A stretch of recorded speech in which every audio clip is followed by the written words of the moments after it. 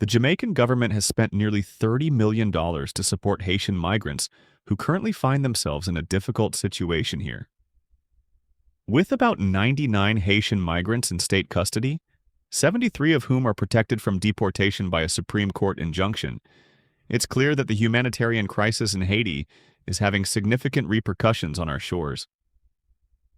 While I understand the need for compassion and support for those fleeing violence and instability, I can't help but feel a sense of frustration. Many Jamaicans are grappling with our own pressing issues. Our healthcare system desperately needs better infrastructure, roads are in disrepair, and the cost of living continues to rise. It's hard to watch such a large sum of money being allocated to support migrants when our communities are struggling with basic services. I believe we can help those in need, but it shouldn't come at the expense of addressing our own citizens' challenges. The government must find a balance, ensuring that while we extend a helping hand to our neighbors, we also prioritize the well-being and needs of Jamaicans. Ultimately, we need a solution that supports everyone, local residents and migrants alike, while fostering a sense of unity and shared responsibility in the region.